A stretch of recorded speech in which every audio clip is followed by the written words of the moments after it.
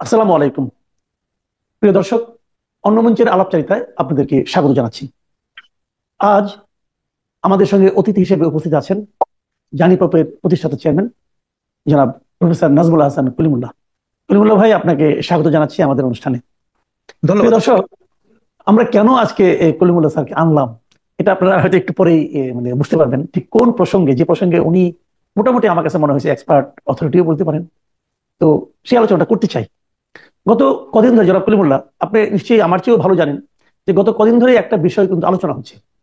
সেই আলোচনাটা হলো যে আমাদের এই যে যে আন্দোলনটা হলো, সেই আন্দোলনে এবং আন্দোলন পরবর্তী সময়ে দেশের আইন শৃঙ্খলা পরিস্থিতি সব বিষয়ে সেনাবাহিনীর ভূমিকাটা আসলে কি, সেনাবাহিনী কি করছে, সেনাবাহিনীর কাছ থেকে আমরা কি প্রত্যাশা করছি আর কি পাচ্ছি। আবার তারও আগে যদি বলতে চাই, যখন সেই আন্দোলনটা চলছিল, জুলাই আন্দোলন, সেই সময় সেনাবাহিনী কি ভূমিকা পালন করেছিল এবং কেন করেছিল। এই আলোচনাটা আসলো এই কারণে, নতুন করে আসলো এই কারণে যে আপনি শুনেছেন জাতিসংঘের যে ভালকার টুর্ক, উনি কিছু কথা বলেছেন যে ওনারা যে বিভিন্ন দেশে রাষ্ট্র ক্ষমতা যারা আছে অথবা জনগণের পক্ষে ওনারা যে ভূমিকা রাখতে পারেন তার উদাহরণ দিতে, যে উনি একটা সাক্ষাৎকারে বলেছেন যে বাংলাদেশের সেই জুলাই বিপ্লবের সময় যাতে সেনাবাহিনী সাধারণ মানুষের উপর গুলি না করে অথবা কোনো ভূমিকা না নেতিবাচক ভূমিকা না রাখে, তার জন্য ওনারা সেনাবাহিনীকে সাবধান করে দিয়েছিলেন এবং জাতিসংঘের নিরাপত্তা রক্ষী বাহিনীতে ওরকম কিছু করলে পরে তাদেরকে নেওয়া হবে না, এই কথাটা বলেছিলেন। তো প্রথমত কথা হলো, এই ধরনের কথা ওনারা বলতে পারেন কিনা, বললে কাকে বলেছেন, এটা তো একটা প্রশ্ন আছে। কিন্তু প্রশ্নটা হলো যে এটা নিয়ে তো একটা মানে দ্বিধার তৈরি হলো এবং একটা প্রশ্নের জন্ম নিল যখন নাকি সেনাবাহিনীর পক্ষ থেকে বিবৃতি দিয়ে বলা হলো যে তারা এ ধরনের কোনো বিষয়ের সঙ্গে তার ব্যাপারে তারা অবগত নয়। তো এই যে বিষয়টা, তাহলে ভুল বললো কে, অথবা অসত্য বললো কে, অথবা অসত্য বলে থাকলে কেন বললো, কোন প্রেক্ষিতে বললো, সেনাবাহিনীর পক্ষে কি অন্য কোনো ধরনের বিবৃতি দেওয়া সম্ভব ছিল কিনা, এই সামগ্রিক বিষয় নিয়ে আমি সবগুলি প্রশ্ন একসঙ্গেই করলাম। আমি আপনার কাছ থেকে ডিটেল, আপনি যা বুঝেন অথবা আমাদের যা বোঝাতে চান, এটা আমরা একটু শুনতে চাই। ধন্যবাদ।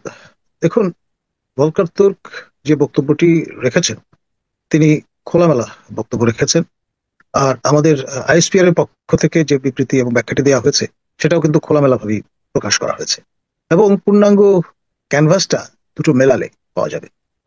খেয়াল করে দেখেন, আমাদের আইএসপিআর এর যে বিবৃতি, সেখানে আহ, এড়িয়ে যাওয়া হয়েছে একটা বিষয়। সেটি হচ্ছে, মানে, বলা হয়েছে যে ভলকার তুর্ক মহোদয় যে বক্তব্যটি রেখেছেন, সেইটি, যে ইঙ্গিতটা করেছেন তিনি, সেই কমিউনিকেশনটা সরাসরি সেনাবাহিনীকে করা হয়নি। যদি করা হয়ে থাকে তাহলে তৎকালীন সরকারকে বা সরকার প্রধানকে হয়তো বলা হয়েছে, এরকম একটা ইঙ্গিত কিন্তু আছে সেখানে। আর আমাদের দেশপ্রেমিক সশস্ত্র বাহিনী তারা এ পর্যন্ত গত 23 বছরে 27,000 কোটি টাকা আপনার আমাদের দেশের জন্য আর্ন করেছেন, হার্ড কারেন্সি যেটাকে আমরা বলি। আমি নিজে জাতিসংঘ সদর দপ্তরে গিয়ে নিজেকে খুব উঁচু মানুষ মনে হয়েছে যখন দেখলাম আপনার বিশাল প্রমাণ সাইজের ছবি আমাদের সশস্ত্র বাহিনীর সদস্যরা মাইন্ড সুইপিং যে করছেন, সেটার দেয়াল গাত্রে ঝোলানো আছে। তো এটি হ্যাজার্ডাস একটা কাজ, জীবনের ঝুঁকি আছে। কিন্তু ঝুঁকিপূর্ণ কাজটা কিন্তু কৃতিত্বের সঙ্গে আমাদের বাংলাদেশি দেশপ্রেমিক সেনাবাহিনীর সশস্ত্র বাহিনীর সদস্যরা বিভিন্ন দেশে করেছেন। তো একটা বিষয় হচ্ছে যে হার্ড কারেন্সি আর্নার একটা ভূমিকা আছে তাদের, এবং সেই কারণে, এবং এটার আবার একটা সমবন্টন আছে, মানে এক অর্থে একেবারে প্রাইভেট সোলজার থেকে শুরু করে 3 স্টার জেনারেল পর্যন্ত এটার আপনার সুফল পেয়ে থাকেন। ফর এক্সাম্পল, আমার যিনি কমান্ডেন্ট ছিলেন মিলিটারি একাডেমিতে, লেফটেন্যান্ট জেনারেল হাফিজ, তিনি কোর দে বোয়াতে ফোর্সেস কমান্ডার হিসেবে কাজ করেছেন। তিনি আবার ন্যাশনাল ডিফেন্স কলেজে আমার তত্ত্বাবধানে 1 বছর আপনার আইআরপি যে অভিনিবেশ সহকারে অনুশীলন করতে হয় সেটি সম্পাদন করেছেন, এবং বর্তমানে উপদেষ্টার মর্যাদায় তিনি আমাদের মাননীয় প্রধান উপদেষ্টার দপ্তরে কিন্তু মোতায়েন আছেন। তো এই যে উদাহরণগুলো, সেগুলো রীতিমতো আমাদের সবার জন্য দৃষ্টান্ত বলা যেতে পারে, সাকসেস স্টোরি বা গুড এক্সাম্পল।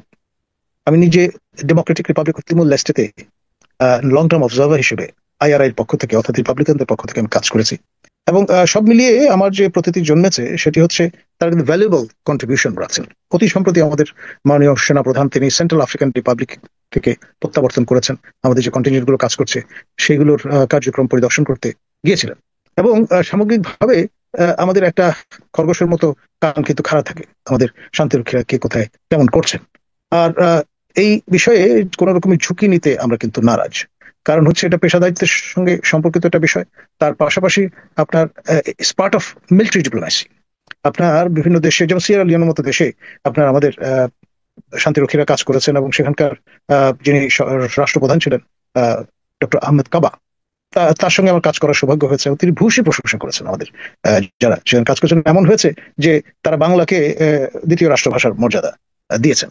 তো এই যে অ্যাচিভমেন্ট গুলো, সেগুলো কোনোভাবেই খাটো করে দেখবার সুযোগ নেই। তো সেখানে আপনার ভলকার মহোদয় যা কিছু বলেছেন তিনি নিজ দায়িত্বে বলেছেন, এবং আমার ধারণা সত্যি কথাই বলেছেন।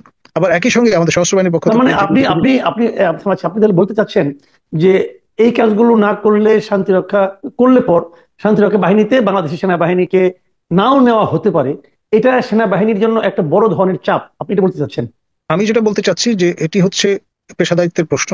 আমাদের জনগণের করের টাকায় সেনাবাহিনী মাসের শেষে পেচেক পেয়ে থাকেন, এবং যাবতীয় ওয়ার টয়েস সেগুলো কিন্তু আমাদের জনগণের করের টাকায় সংগ্রহ করা হয়। সুতরাং আমাদের সেনাবাহিনীকে আমরা সবসময় দেশপ্রেমিক সেনাবাহিনী বা সশস্ত্র বাহিনী বলতে পছন্দ করি, ভালোবাসি। এক্সপেকটেশনটাও কিন্তু সেই রকম, প্রত্যাশাটাও না, সেই রকম তাদের কাছে। করের টাকায় বেতন তো পুলিশও পায়, করের টাকায় বেতন তো র্যাবও পায়, করের টাকায় বেতন কিন্তু তো মন্ত্রীরাও পায়, এমপিরাও পায়। তো তাদের সবই কাছ থেকে পাচ্ছে, প্রত্যাশা না গেলে এখান কিন্তু থেকে প্রত্যাশা, এটা কেমন হবে? খেয়াল করে দেখেন যে এখানে তারা যেটা মানে দে ক্যান ডেলিভার এনিথিং, মানে এইরকমের একটা রাইট। ইমপ্রেশন সবার মাঝে আছে। এবং তারা কখনোই আপনার দেশের স্বার্থ ক্ষুণ্ণ হয় এমন কোনো কাজে যাবেন না, দেশের জনগণের প্রতিপক্ষ হিসেবে কখনো দাঁড়াবেন না বা দাঁড়াতে চাইবেন না। এই প্রত্যাশাটা আচ্ছা, উইদিন অ্যান্ড উইদাউট দুই পক্ষেই আছে। জি জি। এখন এখন তাহলে প্রশ্নটা হলো যে ভলকার টুর যে কথাটা বলেছেন, সেই কথাটার যে প্রতিবাদটা আজকে সেনাবাহিনীর পক্ষ থেকে করা হলো, আজকে না কালকে যে প্রতিবাদটা করা হলো, এখন এই প্রতিবাদ থেকে আমরা যারা সাধারণ মানুষ, আমরা তো একটা দ্বিধায় পড়ে গেলাম যে আসলে তাহলে কে ঠিক বলেছে। আপনি একটু আগে বললেন যে হয়তো এটা গভর্নমেন্টের সঙ্গে কথা বলেছে, কিন্তু মানে সরকারের সঙ্গে কেননা তৎকালীন যারা সেই সরকার ইঙ্গিতটা ছিলেন আইপিআর এর বিবৃতিতে কিন্তু আছে। আছে। এখন কিন্তু খেয়াল করে প্রশ্ন দেখুন, হলো, সাবেক প্রধানমন্ত্রী যদি শেখ সরকারকে বলা হাসিনা। হয়, আমি আমি একটু বলি, জি, যদি সরকার শেখ হাসিনাকে বলি তারা, তাহলে সেই অনুযায়ী শেখ হাসিনা তো নিশ্চয়ই এই জিনিসটা তাদেরকে বলবে না। শেখ হাসিনা তো শেষ পর্যন্ত চেষ্টা করেছে টিকে থাকার জন্য, এবং সেনাবাহিনীকে ব্যবহার করে সে টিকে থাকতে চেয়েছে। তো সেনাবাহিনী তো সেটা শুনেনি। তো সেনাবাহিনী যে শুনলো না, এটার পেছনে কারণটা কি এই ভলকার তুর্কের এই মানে আপনার একটু এই হুমকিটা, নাকি নিজস্ব দেশপ্রেমটা, নাকি? ইস কম্বিনেশন অফ এভরিথিং আমি বলবো। কারণ ওকে। এখানে একই মুদ্রার এপিটোপিট দুই হিসেবে, দুটো পৃষ্ঠা বা পৃষ্ঠ হিসেবে আমি দেখতে চাই। এই কারণে যে আমাদের এখানে প্রতিরক্ষা মন্ত্রী বরাবর সরকার প্রধানরা হয়ে থাকেন, আর সর্বাধিনায়ক হন মহামান্য রাষ্ট্রপতি তিনি জি বাহিনীর। তো ফলে জি এই কমিউনিকেশন যে চ্যানেলটা, সেটি সরকার প্রধান অর্থাৎ প্রতিরক্ষা মন্ত্রীর কাছেই আপনার প্রেরণ করা হয়েছে, এমনটি ইঙ্গিত কিন্তু আছে, আর আমিও তাই মনে করি। এখন বিষয় যেটা, সেটা হচ্ছে যেই বার্তাটি প্রদান করা হলো সেটি যদি মনোপুত না হয় সরকার প্রধানের, অথবা তিনি ভিন্ন ন্যারেটিভ হাজির করতে চান, তাহলে জি বিষয়টা অন্যরকম। আর খেয়াল করে দেখেন আমাদের যে সেনা কালচারে দরবার কালচার আছে একটা, সেই মোগলাই ট্রেডিশন, এবং জি সেখানে সবাই সকল র্যাঙ্ক ফাইলের লোকজন থাকেন, এবং তাদের মতামত মানে হয়তো it's not one way traffic. আমাদের যিনি